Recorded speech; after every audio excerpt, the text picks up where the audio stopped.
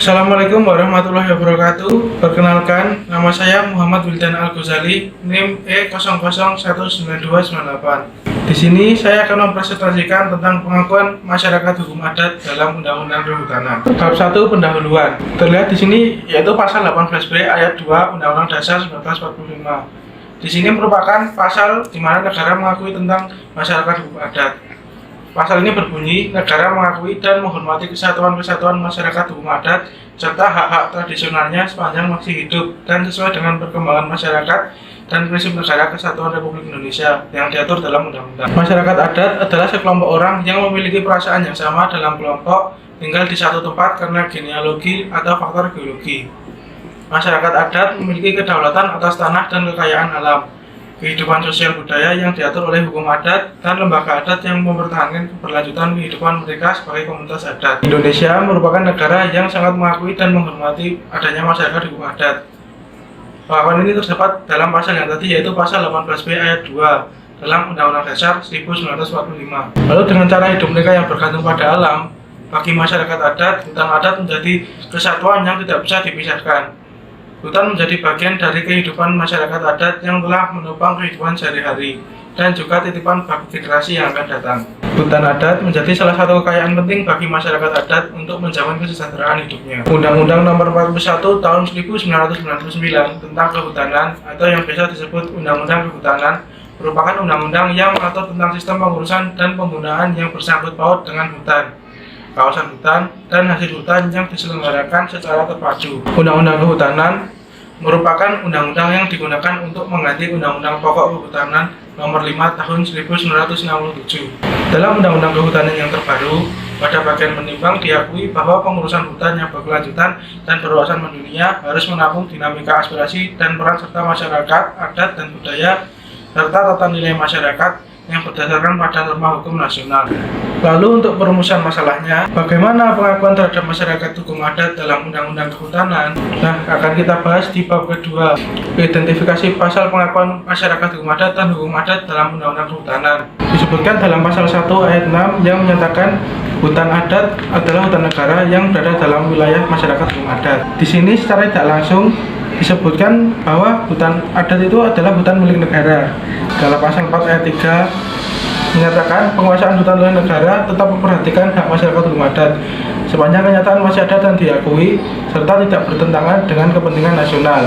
Dalam pasal 37 ayat 1 menyatakan pemanfaatan hutan adat dilakukan oleh masyarakat hukum adat yang bersangkutan sesuai dengan fungsinya, dan dalam ayat 2 pemanfaatan hutan adat yang berfungsi lindung dan konservasi dapat dilakukan sepanjang tidak mengganggu fungsi-fungsinya. Lalu pada bab 9 Undang-Undang Kehutanan pasal 67 mengatur khusus untuk masyarakat hukum adat sebagaimana berikut. Masyarakat hukum adat sepanjang menurut kenyataannya masih ada dan diakui keberadaannya berhak melakukan pemungutan hasil hutan untuk pemenuhan kebutuhan hidup sehari-hari masyarakat adat yang bersangkutan, melakukan kegiatan pengelolaan hutan berdasarkan hukum adat yang berlaku dan tidak bertentangan dengan undang-undang, dan mendapatkan pemberdayaan dalam rangka meningkatkan kesejahteraannya.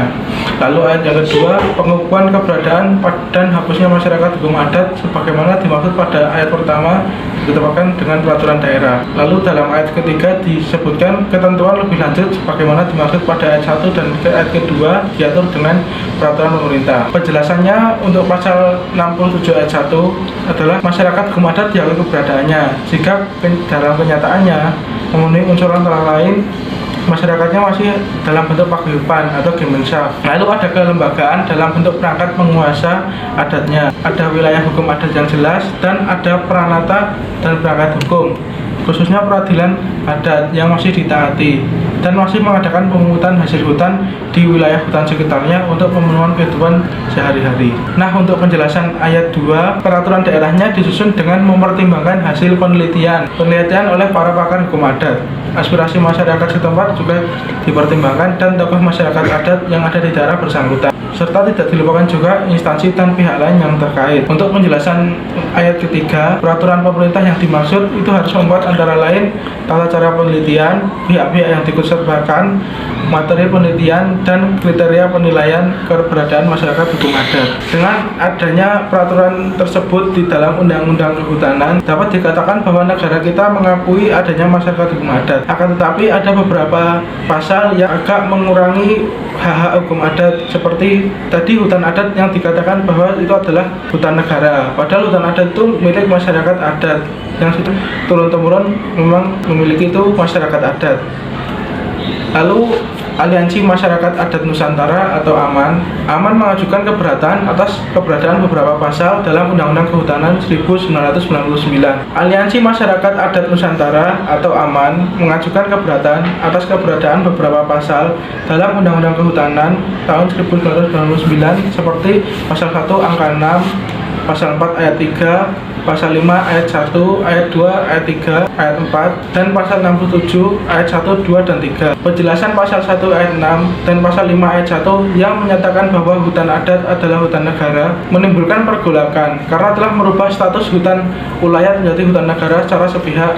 Dan pasal 67 yang di salah satu ayatnya menyatakan bahwa penguasaan masyarakat hukum adat atas hutan harus diakui dengan pemerintah daerah. Di sini AMAN merasa tidak setuju dan merasa masyarakat hukum adat tidak dihormati hak-haknya. Lalu setelah mengajukan review ke Mahkamah Konstitusi menetapkan putusan nomor 35 atau MK 35 pada tanggal 16 Mei 2013. Mahkamah Konstitusi mengabulkan sebagian permohonan Aliansi Masyarakat Adat Nusantara. Mahkamah Konstitusi mengabulkan gugatan AMAN atas pembatalan pasal 1 angka 6, pasal 4 ayat 3, pasal 5 ayat 1, 2, dan 3. Namun pada pasal 5 ayat 4 dan pasal 67 ayat 1, 2, 3 ditolak Mahkamah Konstitusi. Menurut MK, Undang-Undang Kehutanan yang selama ini memasukkan hutan adat sebagai bagian dari hutan negara merupakan bentuk dari pengabaian terhadap hak-hak masyarakat adat dan merupakan pelanggaran konstitusi.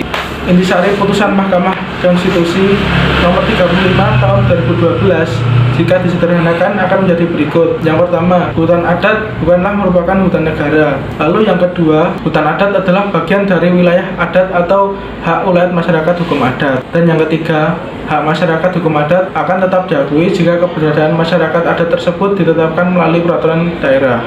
Nah, kita telah memasuki bab ketiga, yaitu penutup. Kesimpulannya, hutan merupakan sumber pemenuhan kebutuhan yang sangat diperlukan oleh masyarakat adat, sehingga diperlukan adanya pengakuan dari negara. Pemerintah mengakui masyarakat adat dan haknya atas penguasaan dan penggunaan hutan diatur dalam Undang-Undang Kehutanan Nomor 41 Tahun 1999. Memang agak terjadi sedikit pergolakan dalam beberapa pasal, tetapi telah diselesaikan dalam putusan Mahkamah Konstitusi Nomor 35 Tahun 2012.